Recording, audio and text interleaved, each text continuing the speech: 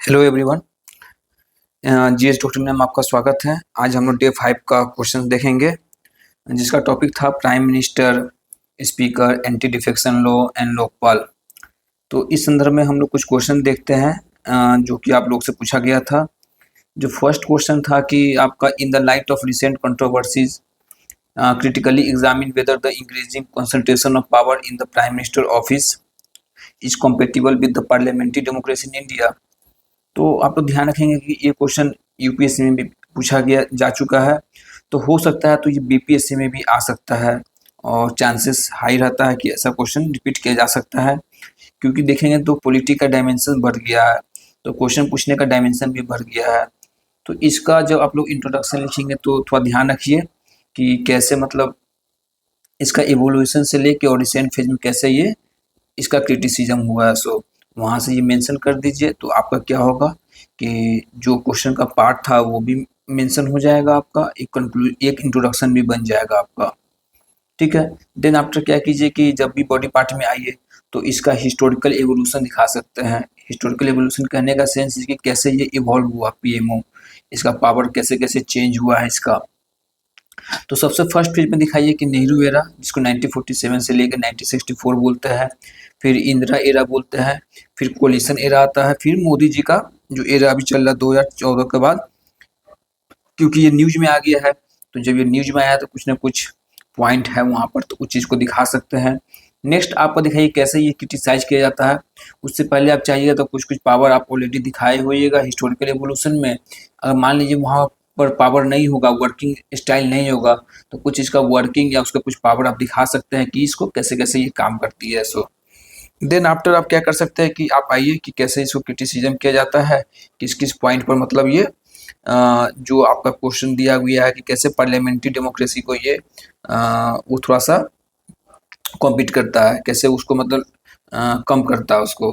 तो वहाँ पर आइए पॉइंट मेंशन कीजिए, तो दिखा दीजिए कि इट मीन्स जब भी पार्लियामेंट्री सिस्टम से बात करते हैं हम लोग, तो इट मीन्स पार्लियामेंट्री रिस्पॉन्सिबिलिटी होता है या कैबिनेट रिस्पॉन्सिबिलिटी हम लोग बोल सकते हैं।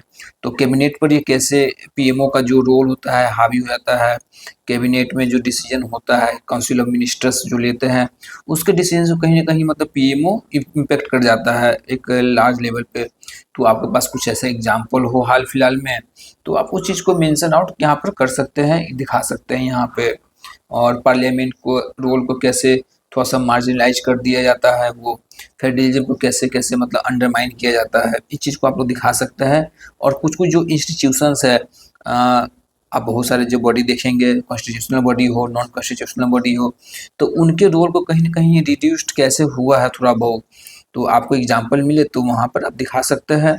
तो ये सब थोड़ा सा पार्ट है, और भी डायमेंशंस आप लोग रखेंगे बट एग्जाम्पल के साथ रखेंगे, जिससे आपके पास एक स्ट्रॉन्गर प्रूफ होगा इसके लिए। उसके बाद आप लोग वे फॉरवर्ड लिखें यहाँ पर कि कैसे इसको थोड़ा सा और भी हमारा एक सही ढंग से होना चाहिए। इट मीन्स स्टेबिलिटी आना चाहिए, कोहेरेंस बनना चाहिए। जो हमारा कंसंट्रेशन ऑफ पावर था पीएमओ में जो हो रहा है, अगर अधिक हो रहा है, तो कैसे पार्लियामेंट्री डेमोक्रेसी जो दोनों का साथ मतलब एक साथ चले, जिससे हमारा जो अमृत काल का जो हम लोग जी रहे हैं, या मतलब जो विकसित भारत का हमारा गोल है, उसमें कहीं ना कहीं बाधा उत्पन्न न हो, हम लोग उस चीज़ को फुलफिल करें। एक पॉजिटिव होप के साथ आप इसको इन करेंगे, तब जाकर आपका आंसर अच्छा बनेगा। नेक्स्ट है कि देखिए ये क्वेश्चन आई थिंक बहुत हॉट क्वेश्चन हो जाता है, office of governor. The role right the role and power of speaker. तो आप जनरली दिखाएंगे कि रोल क्या होता है, पावर क्या होता है। सो ये जनरली आपको पता है, तो इसमें आप लोग ये कर सकते हैं, इसको मेंशन आउट।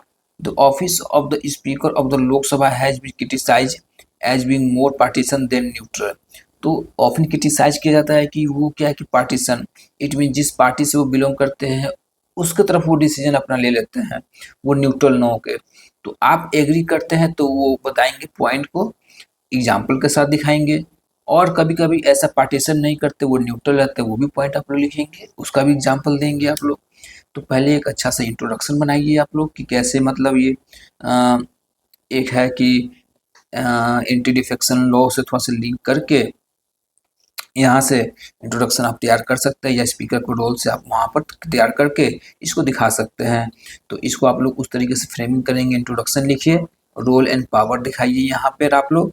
उसके बाद जो क्रिटिसिज्म हो रहा है उस क्रिटिसिज्म को मेंशन कीजिए। उसके बाद आप वे फॉरवर्ड में दिखाइए कैसे कैसे हम लोग सोल्यूशन प्रोवाइड करा सकते हैं। तो वो सोल्यूशंस आप कम से कम वे फॉरवर्ड में लिखिए कि 6-7 दीजिएगा पॉइंट, एग्जाम्पल का 7 दीजिएगा। और कोई दुनिया में कोई अच्छा है अगर प्रैक्टिसेस है तो उस प्रैक्टिसेस को आप लोग मेंशन आउट कर सकते हैं। उसके बाद आप लोग क्या कीजिए, कंक्लूजन लिख के इस क्वेश्चन को क्या कीजिए, बाइंड अप कर दीजिए आप। नेक्स्ट क्वेश्चन देखते हैं, शॉर्ट में आते हैं हम लोग। तो शॉर्ट में आपका सभी शॉर्ट 8 मार्क्स का है, ध्यान रखिएगा। इस चीज़ को आप लोगों को क्लियर होना चाहिए।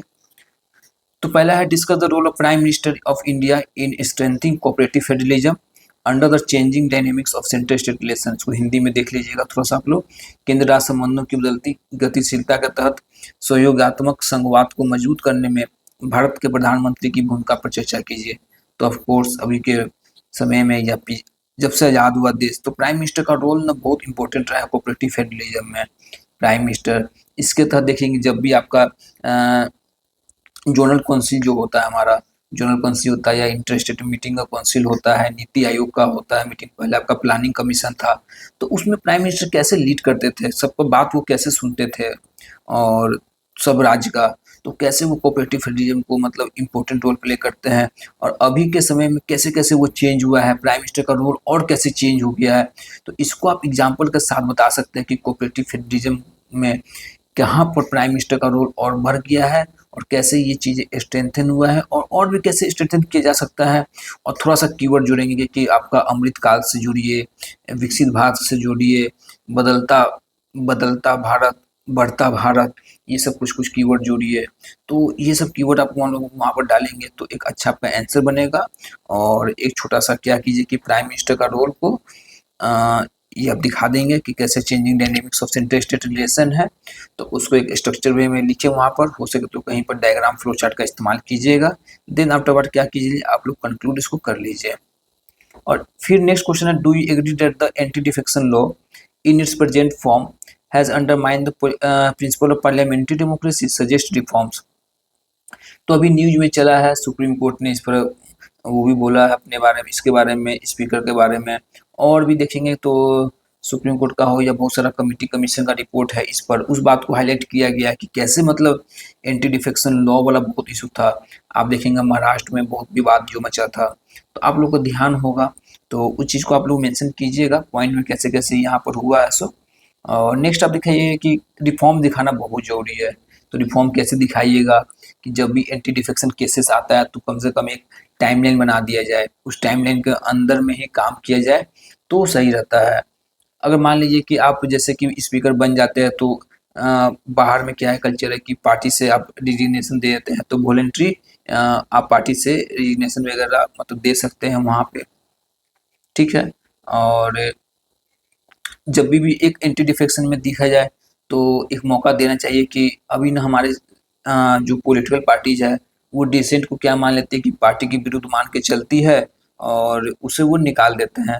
तो डिसेंट को सुनना चाहिए, पॉलिटिकल पार्टीज वगैरह को उसको लेके चलना चाहिए, क्योंकि मतभेद तो हो सकता है, कोई भी पॉलिसी हो किसी मेंबर वो उसके पक्ष में ना हो सकते हैं। तो इस बात को देना चाहिए, मतलब ट्रांसपेरेंसी और भी ज़्यादा लाने की आवश्यकता है। तो ये सब चीज़ आप लोग वहाँ पे मेंशन आउट कर सकते हैं। ये सब रहा, सॉल्यूशन देना बहुत ज़रूरी है। और एक आप जितना बैलेंस सॉल्यूशन देंगे, वे फॉरवर्ड लिखेंगे, उतना आपका आंसर बेहतरीन होगा। एग्जाम्पल के साथ दे देंगे तो और बेहतरीन होगा। फिर उसके बाद कंक्लूजन लिखे, फिर उसको बाइंड अप करके उसको लिख के कंप्लीट करेंगे। और फिर से मैं दोहरा रहा हूँ, इंट्रोडक्शन, बॉडी, कंक्लूजन, ये जो 3 पार्ट का हमारा जो आंसर है या वे फॉरवर्ड लिखते हैं ये सभी में लिखे। वे फॉरवर्ड मान लीजिए कभी कभी नहीं होगा, लेकिन जो इंट्रोडक्शन, बॉडी, कंक्लूजन, कहीं पर इंट्रोडक्शन नहीं छोड़ना है, कहीं पर कंक्लूजन नहीं छोड़ना, दोनों पार्ट को लेके चलना है, तब जाके आंसर कंप्लीट होगा। या लॉन्ग हो या शॉर्ट हो, फिर से आप लोग ध्यान रखेंगे, छूटना नहीं चाहिए। Lokpal is often seen as panacea for corruption in Indian administration, critically evaluate this statement. तो आप लोग को क्रिटिकली इसको एवेल्युएट करना है, लोकपाल कैसे मतलब करप्शन को रोकता है। और लोकपाल आपको बताना है कि पावर तो है पावर सब चीज़ दिया गया, करप्शन को रोकने के लिए दिया गया, लेकिन अभी क्या-क्या चैलेंजेज़ है, कहीं न कहीं उस तरीके से करप्शन को इंडियन जो हमारा एडमिनिस्ट्रेशन सिस्टम है, उसमें अभी भी इसका अगर रोल अगर और स्ट्रॉन्ग कर दिया जाता, तो इसको अच्छे से करप्शन को कंट्रोल किया जा सकता था। तो उस चीज़ को आप लोग को यहाँ मेंशन करना है।